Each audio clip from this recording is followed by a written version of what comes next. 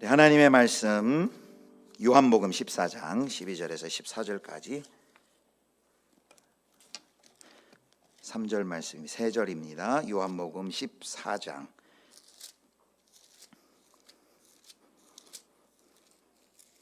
우리 한 목소리로 12절부터 3절 말씀 같이 읽겠습니다. 시작.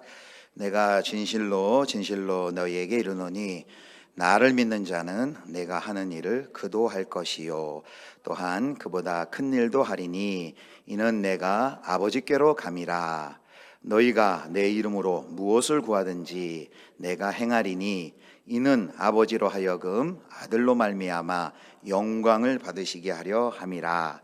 내 이름으로 무엇이든지 내게 구하면 내가 행하리라. 아멘. 오늘 첫날인데요. 첫날 기도 합주의 제목은 하나님 나라를 위한 부르짖음이란 제목입니다. 오늘 이제 기도 합주회인데 그 합주회가 영어로 보니까 콘서트, 우리 그 콘서트 한다 그러죠. 콘서트 오브 프레어 이렇게 돼 있더라고요. 콘서트가 뭐냐 뭐 다 아는데 국어사전 찾아보니까 콘서트는 두 사람 이상이 음악을 연주하여 청중에게 들려주는 모임이다. 그래서 혼자 하면 독주회가 되겠지만 이제 두 사람 이상 하면 합주회죠. 그러니까 여기 우리 두 사람 이상 우리 많은 성도님들이 함께 모여서 음악을 연주하는데 저희들은 오늘 밤에 음악이 아니라 이제 기도를 통해서 청중은 누구냐면 유일하신 청중이신 우리 하나님께 그 기도를 올려주는 콘서트를 우리가 하러 온 거예요. 계시록 8장에 보면 향연이 성도의 기도와 함께 천사의 손으로부터 하나님 앞으로 올라가는지라 했는데 오늘 우리의 기도가 하나님 손에 이렇게 콘서트의 음악과 같이 하나님 귀에 아름답게 들려질 것입니다. 소망하기는 오늘 이 자리가 우리 기도의 마중물을 붓는 시간. 여러분 마중물 아시죠? 예전에 요즘은 뭐 많이 안 쓰지만 펌프 있을 때 펌프질 할 때 물이 나오게 하려면 바가지로 물을 퍼가지고 펌프에 넣고 펌프질을 하면 물이 콸콸 쏟아지잖아요. 우리 모든 성도님들이 기도에 대한 갈증과 갈망이 있는데 이게 잘 안 되는데 기도 깊이 하고 싶은데 넓게 하고 싶은데 좀 기도의 지경이 좀 달라지고 싶은데 이런 소망이 있는데 잘 안 될 때가 많이 있는데 이런 우리 공동체적인 기도하는 자리를 통해서 특별히 3일간의 기도 합주를 통해서 기도의 마중물이 부어지고 이 시간을 통해서 우리 하나님께 깊게 길게 넓게 기도하기를 축원합니다. 깊고 길고 넓게 기도하기. 새해 시작하면서 새로운 시작 시리즈 설교하면서 이게 무슨 의미인지 살펴봤고 중간에 느헤미야처럼 깊고 길고 넓게 기도하자 했습니다. 깊게 기도하자는 건 뭐냐면은 깊게 기도하자는 건 단순히 기도를 어떤 수단이나 방법으로만 여기지 말자는 거죠. 우리가 기도하면은 되게 어떤 자동 판매기처럼 동전을 놓으면 결과가 나오고 어떤 요술방망이를 때리면은 결과가 나는 것처럼 하나님이라는 인격적인 존재와 상관없이 우리가 열심을 가지고 아래만 그냥 기도에 응답받는 것에 관심을 가질 수 있는데 성경에 보면 이 기도는 뭐냐면 하나님과의 사귐과 교제예요. 그래서 기도 자체가 목적이라는 거죠. 하나님과 교제하고 사귀고 대화하는 것.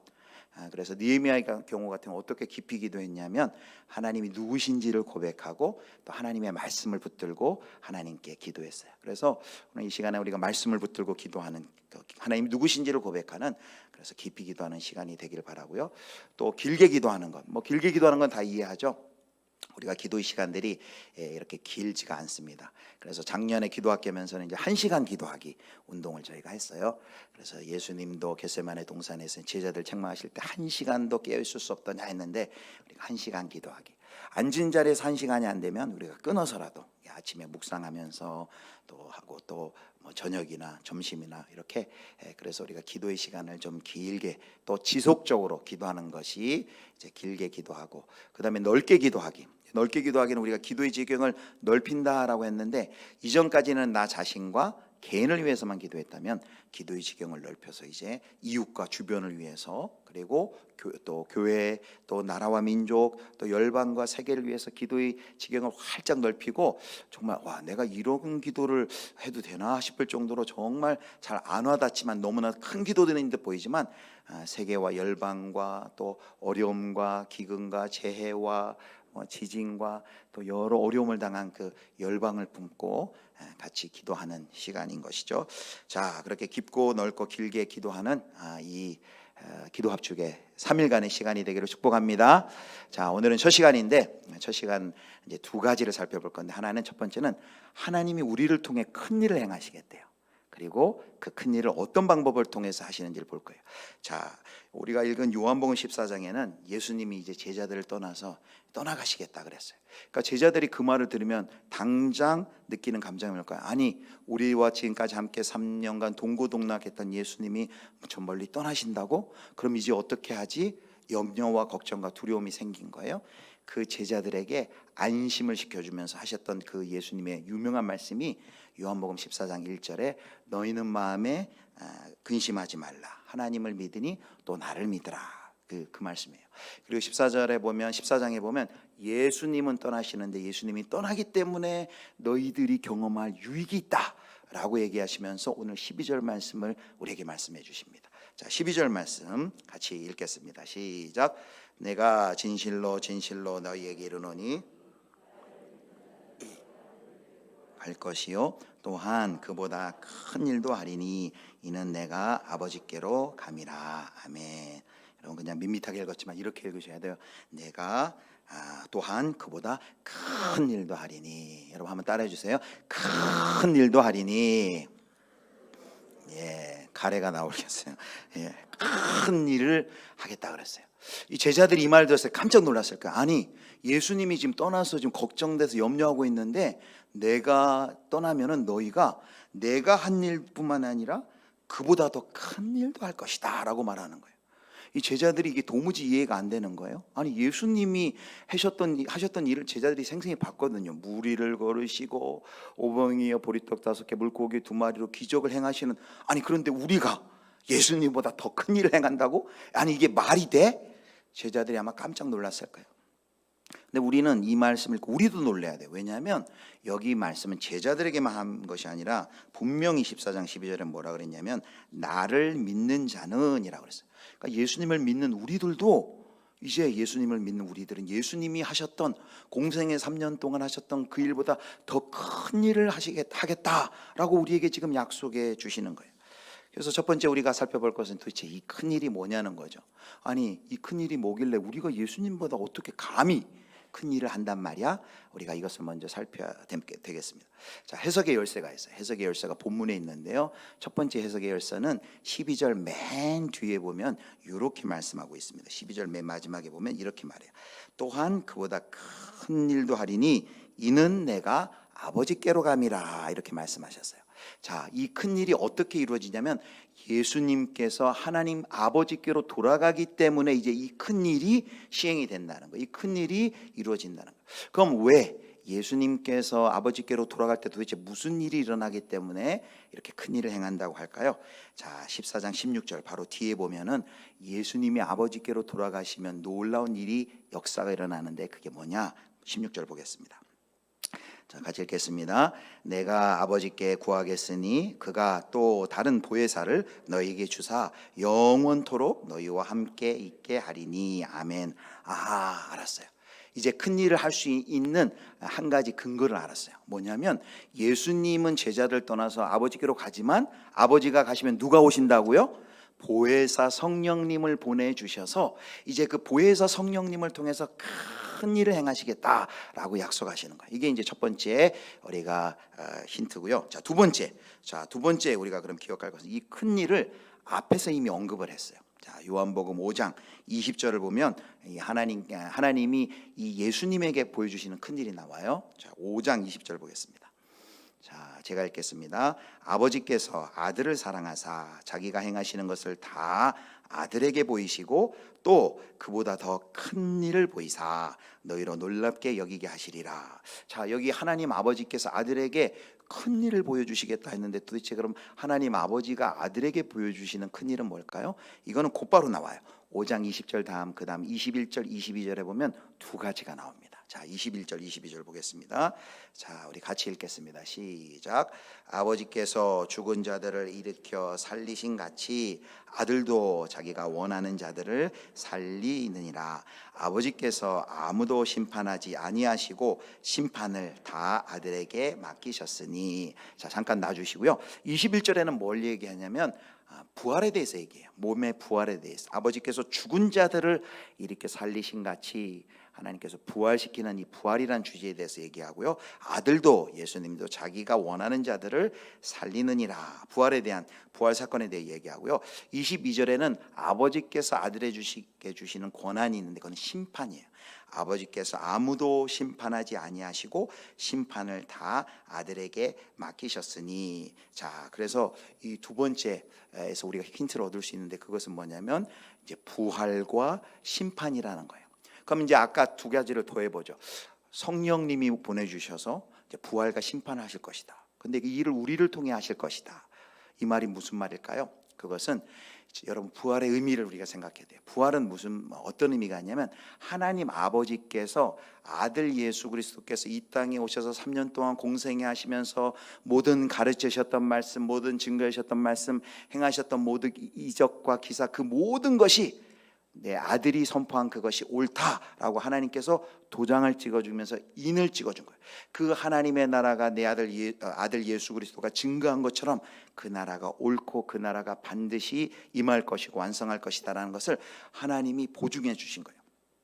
그래서 예수님의 제자들도 예수님이 죽으신 그 십자가 사건 그리고 부활을 통해서 고개를 끄덕이면서 예수님께서 증거하신 그것이 사실이구나 라는 것을 고백하고 그것을 믿으며 이제 부활의 증인으로서 복음을 증거하게 된 것입니다.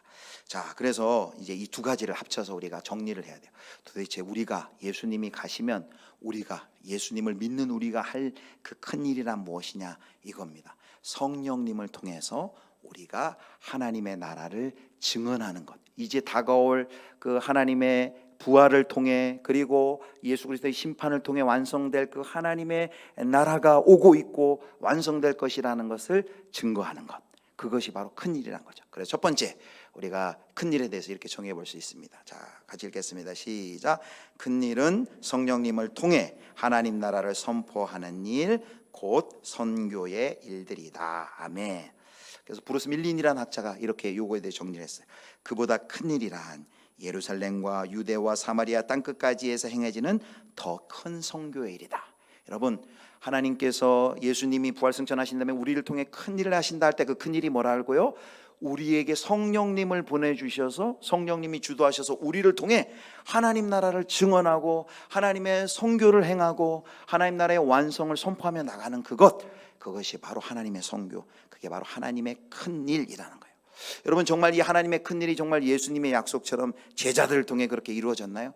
사도행전을 보면 그 하나님의 큰 일이 어떻게 제자들을 통해서 이루어졌는지를 명백하게 보여줘요. 정말 사도행전 1장 8절의 말씀처럼 오직 성령이 너에게 계시면 그들에게 성령이 임했을 때 그들이 성령을 받고 이제는 예루살렘에만 있는 것이 아니라 예루살렘과 온 유대와 사마리아 땅끝까지 복음을 들고, 그래서 저 소아시아까지 저 멀리 유럽까지 복음을 들고 나가는 것을 알 수 있어요. 예수님은 고작 3년간 이 땅에서 몸을 가지고 불과 그냥 경상남북도 정도밖에 안 되는 그 작은 팔레스타인 지역에서만 복음을 전했는데 이 성령을 받은 제자들은 그 복음을 들고 전 세계를 향해 나아갔다는 말씀입니다. 자, 여기 이제 D.A. 카슨이 아주 멋진 말, 굉장히 통찰이 있는 말을 했는데요. 신약학자 이런 얘기를 이제 우리가 언뜻 생각하면 이 제자들이 예수님보다 큰 일을 할 거는 마치 경쟁을 예수님이 3년간 하셨던 일과 그리고 이제 예수님이 승천하신 후에 제자들이 한 일을 비교하는 것 같은데 이것은 사실 정확히 얘기하면 이거죠. 예수님이 공생에 3년 동안 하셨던 일과 그리고 예수님은 그 육신은 성육신하신 예수님 부활승천하셨지만 예수님의 영이신 성령께서 오셔서 행하셨던 그 일, 이 일은 공생의 3년에 예수님이 하셨던 일보다 더 크고 놀랍게 그 선교의 일을 놀랍게 확장시키셨다는 거죠. 자, 정말 지난 2000년 동안 그 갈릴리 조그만 시골 거기서 시작된 복음이 전 세계 가운데 어떻게 퍼져나갔습니까? 제가 1분 30초짜리 영상을 보여줄 건데요. 눈 깜짝할 사이에 지나가니까 여러분 눈을 깜짝거리지 말고 잘 보셔야 돼요. 자, 첫 화면 한번 보여주세요. 자, 최초의 한국인 세례 교인이 탄생한 백 해주시고, 그의 벌써 이렇게 막 성경 흘러가잖아요. 번역과 눈 깜짝할 사이가 걸려요. 기록과 제가 그래서 첫 화면에 한 정지해달라고 양반이 했어요. 유학서적으로 이거 설명을 남겼었어요. 들어야만 이해할 수 그런데 있어요. 그는 기독교를 반대한 조금만 구절에서 백 해주세요. 오히려 기독교에 대한 관심을 가지게 되었습니다. 그러나 그동안 예, 이 조선이 음성은 천국을 아니에요. 박해온 예, 음성은 역사를 빼주세요. 알기에 자, 여기서 이제 보셔야 될 게 뭐냐면 저 팔레스타인 지방에 보면 흰색으로 돼서 크리스찬리티, 즉 복음이 팔레스타인에 있던 그 복음이 이제 이 빨간 거는 그 당시 로마 제국이에요. 자, 이 복음이 어떻게 전 세계로 이제 2000년대까지 흘러가는지를 1분 30초 안에 보여주는 거예요. 막 이슬람이 들어오고 막 몽골이 생기고 막 이게 왔다 갔다 하는데 이게 굉장히 감격스러운 부분이 있어요. 한 1700년도에 보면 이 복음이 드디어 이 멀리에서 우리 한반도 땅에 들어온 걸 볼 수 있어요. 자, 지금부터 보도록 하겠습니다. 자, 시작.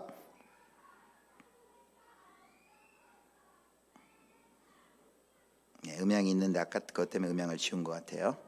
1887년 언더우드는 헐버트 선교사에게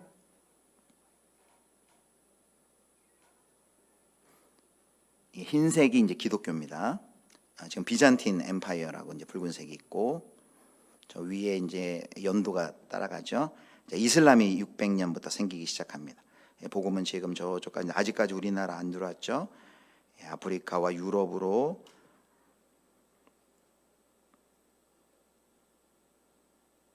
이슬람이 더 이렇게 지금 아프리카까지도 확대되고 있고요. 복음이 중국과 저 유럽 쪽으로 지금 퍼져나가고 있고 이제 1200년대에 몽골이 생기고요.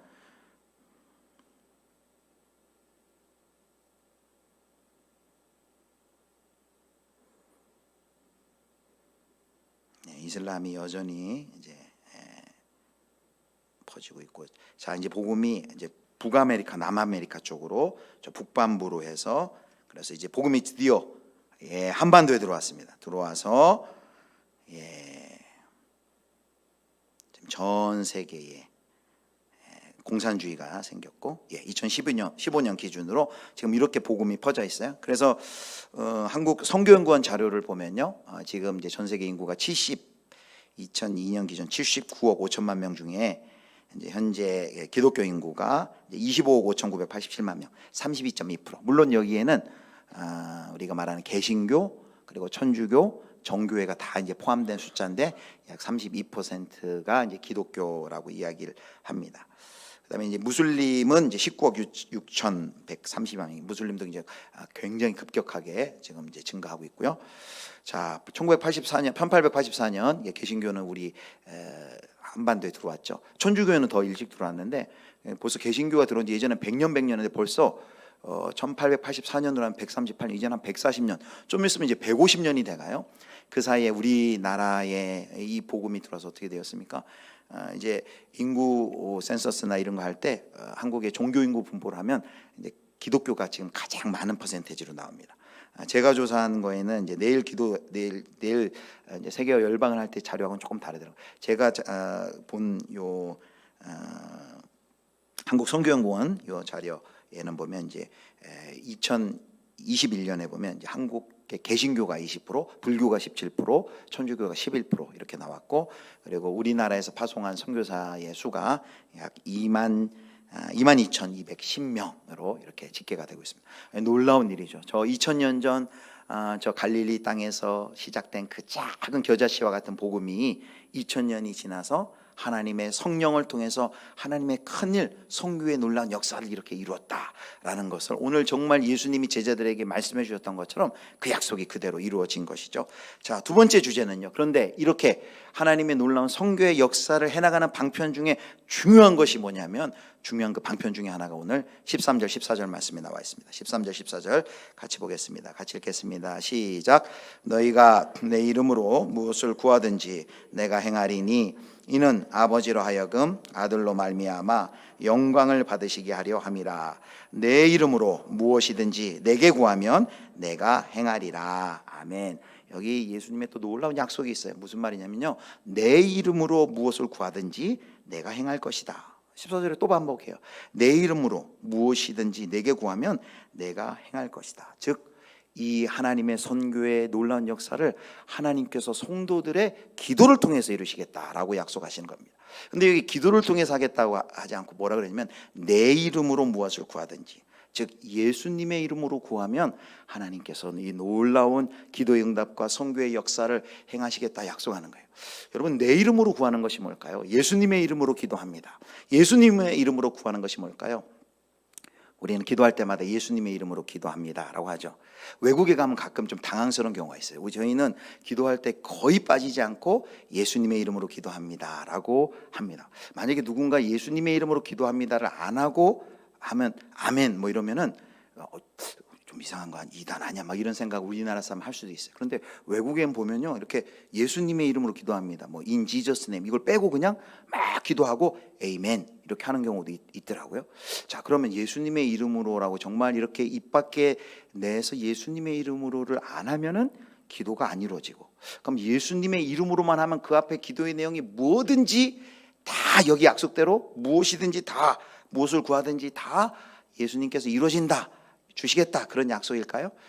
도대체 예수님의 이름으로 기도한다는 것이 뭘까요? 그걸 알아야 우리가 이제 3일간 예수님의 이름으로 이제 구할 것 아니겠습니까? 자, 예수님의 이름으로 기도한다라는 뜻을 이제 살펴볼 것인데요. 자, 예수님의 이름으로 기도한다는 것은 이제 두 번째 띄워주세요. 이렇게 정리할 수 있겠습니다. 이건 결론부터 2번, 3번 얘기하겠습니다. 자, 2번 우리 같이 읽겠습니다. 시작. 예수님의 속성과 성품과 가르침에 부합되는 방식으로 기도하는 것이다. 아멘. 예수님의 이름으로 기도한다는 것은요, 앞에 막 자기의 욕심과 이기적인 욕망 뭐든지 다 해놓고는 끝에 가서 예수님의 이름으로 기도합니다, 아멘 하면은 그것이 무슨 주술이 돼가지고 요술방망이가 돼서 그 모든 기도를 다 이루어주겠다는 게 아니에요. 이미 예수님의 이름으로 기도합니다라는 것은 그 앞에 내용의 기도의 내용을 한번 확인하는 것이지, 앞에 기도의 내용과 상관없이 이 예수님의 이름으로 기도한다는 요술방망이가 아니고, 예수님의 이름으로 기도한다는 것은 바로 그 기도의 내용 자체가 하나님의, 예수님의 성품과 예수님의 속성과 예수님이 가르쳐 주신 그 삶의 말씀과 이 원리를 따라서 하는 기도, 즉 하나님의 뜻을 따라서 하는 기도, 주님의 뜻을 따라서 기도할 때 그 모든 기도 하나님께서 당연히 응답해 주시겠다라는 거죠. 그래서 요한일서 5장 14절 보면, 그를 향하여 우리가 가진 바 담대한 것이 이것이니 그의 뜻대로 무엇을 구하면 들으심이라 그랬어요. 그의 뜻대로 구하는 것, 이게 바로 예수님의 이름으로 기도하는 것이죠. 자, 예수님의 이름으로 기도한다는 건 뭐였어요? 한마디로 하나님의 뜻대로, 하나님의 말씀을 붙들고, 그리고 하나님의 우리에게 보여주신 그 성품대로 사랑과 공의와 인내와 긍휼과 은혜의 그 원리 그대로 그렇게 붙들고 기도해야지, 내 욕심과 야망과 욕망을 따라, 내 소욕을 따라 기도해 놓고는 끝에 가서 예수님의 이름으로 기도합니다라고 해서는 그 기도가 당연히 응답이 되지 않겠죠. 자, 또 하나, 예수님의 이름으로, 내 이름으로 기도한다는 것은 뭘까? 세 번째 정리하겠습니다. 우리 같이 읽겠습니다. 시작. 예수님의 주권과 능력으로 하나님 나라를 완성하실 것을 믿음으로 기도하는 것이다. 아멘. 자, 여러분, 우리가 이제 우리 기도 제목, 오늘도 여러 가지 기도 제목을 준비했고 내일 또 열방회 기도할 때 우리가 기도하면서도 그런 생각이 돼. 야, 이 기도가 이게 응답이 되겠나 하는 생각이 들어요. 우리가 하는 기도들이 보면 그래요. 그렇게 기도하고 끝에 예수님의 이름으로 기도합니다 하지만 기도하는 나도 믿겨지지도 않고 이 기도가 이루어질까? 실제로 여러분 80년대 70년대 우리 한국에서 뭘 위해 기도했냐면요, 주계장막과 철회장막이 무너지도록 기도했어요. 주계장막은 뭐냐면 그 당시 중공이라 불리던 중국, 지금의 중국 땅에 복음이 들어가도록, 철회장막은 뭐냐면 저 지금의 구소련 땅에 복음이 들어가도록, 그때 교회마다 기도할 때 도대체 이렇게 기도한다고 이게 이루어지겠나?